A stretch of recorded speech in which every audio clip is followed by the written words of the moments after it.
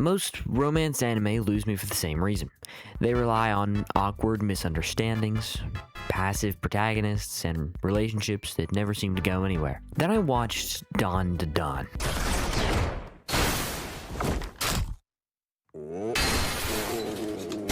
And somehow, a show about ghosts, aliens, and possessed grandmas ended up writing one of my favorite romances of all time. Today we're going to be talking about the show Dawn to Dawn, and how it's my favorite anime, and it'll probably stay that way for a long time. Dawn to Dawn is not like other girls, and it lets you know this right off the first episode. Unlike literally every other romance anime, the main character isn't some nerdy kid who's never had any friends. It's some nerdy woman who has never had any friends. Don't worry, the nerdy guy is also here. Momo Ayase opens up episode 1 by kicking her boyfriend square in the face. Or at least trying to before she gets fucking kicked to the ground by a dude who walks like Okuyasu.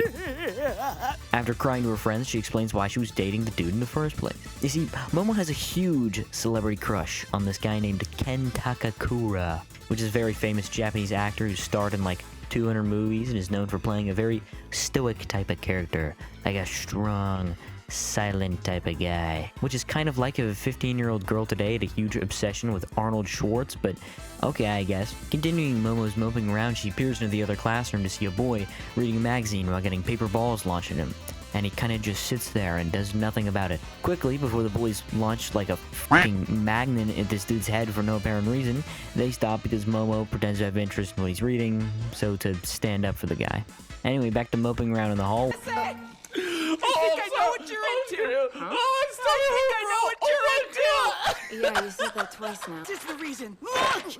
Project Pegasus. The U.S. president went to Mars and met with aliens. This is the first time Okarun talks in the series, and the first thing he talks about is Obama going to fucking Mars. Anyway, he believes in aliens, she believes in ghosts, blah blah blah. They get in a little bit of a fight, and they end up daring each other to go to each other's haunted places of sorts. Anyway, they're left alone, and eventually Momo talks about her childhood and how her grandma's a spirit medium and how she was bullied as a kid for it, and really just hates anybody who bullies her grandma about being a medium. Which, by the way, Okarun does not give a fuck. I don't think that matters. And then the real show that we came here for finally starts. I'll let you suckle my teats, boy. If you let me gobble your dung. Yeah, it turns out they're both right. Ghosts and aliens are real. Momo also gets absolutely violated by these alien creeps, in which we're followed up by a pretty uncomfortable scene.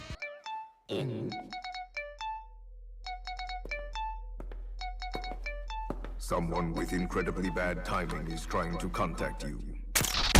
But it's okay because Momo breaks free in her cool magical powers, and then Okarun shows up, and then they do a cool fight scene. Blah blah blah, they crash the ship into the ground. And then finally, Okarun does a real name drop. My memory for names is awful. So, what'd you say yours was again? Oh, I'm Ken. Ken Takakura.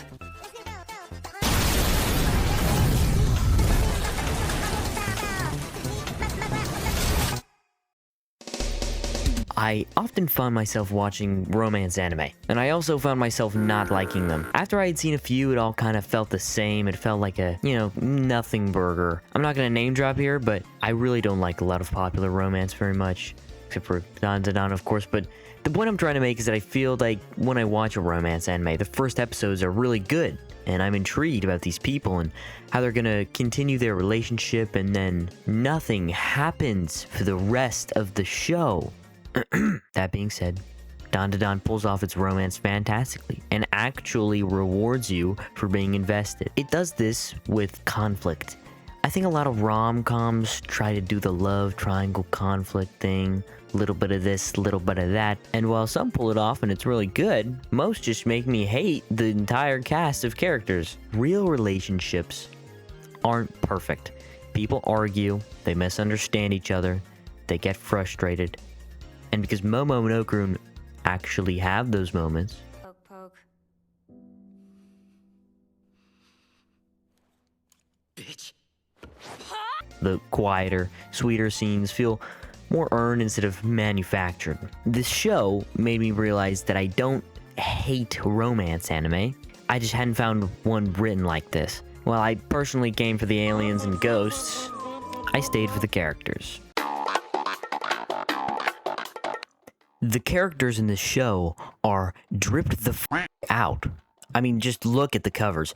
Dandadan not only has good character designs, but also has a really enjoyable cast of characters. From the other nerdy guy who knows how to pilot a mech, but then says 10-gallon wiener in his introduction episode, to a guy named Gigi who knows more anime pop culture references than anyone ever on this earth, probably. Dandadan's cast of characters seem to always return, like they're never really forgotten. And at the end of a brutal fight, they all gather at the dinner table, which is always fun because the cast feels like real people. Momo and Okuru's relationship doesn't happen in a vacuum. Their friends and experiences actually shape them. And while I would love to talk about my favorite character personally, I'm gonna refrain for this section of the video because it would be considered spoiled. If you're still not interested by this video, well, then I have a little bit more for you. Dandadan writes a fun, wacky cast of characters and these absolutely awesome fight scenes, and then it wraps it up with a big slap of romance on top. I mean, it's all you could really ever ask for. The show can write a good nerd that actually stands up for himself but still calls Momo a bitch, and an actually good female lead, which is, yeah, that's rare. And also, who doesn't love aliens and ghosts? Not me. I do. I love aliens and ghosts. The animation's really good, the opening's even better, and I do enjoy the dub. I've seen both seasons in dub and sub, and I can calmly say, do not listen to the people on Reddit that will tell you to watch it and whatever, blah blah blah. Do what you want, and actually maybe don't listen to anything you hear on Reddit at all. Anyway, it's time for spoilers. Spoilers up ahead if you've only watched the anime, because I'm gonna talk about the manga now. Yep, I read the manga. Season 2 ends at probably the worst time. Actually, I guess Season 1 ends with something worse in a sense, but cliffhanger-wise, Vemola is the name of this cute little alien, and quite frankly, if you've only seen the anime, you might hate her. But that's okay, because everybody learns to love the Zip Zip Zip Zip Zorb cat. With both seasons being like 30 chapters long and Season 2 being a little longer, the next arc, the Space Globalists arc, is the longest arc in the manga. So far being around 47 chapters long, it is very possible that the arc may be broken into the next seasons, or very well maybe a movie. No one really knows, but we're all here and we're all excited to see Vemola on the big screen, am I right? Anyway, that's enough for me. The name's Flix, and if you like the video, make sure to subscribe, and if you don't, then don't subscribe so you never miss another episode. Goodbye. 完璧なプロポーション憧れる熱い彼のモーションに誘われるままにいかないわけはまだまだ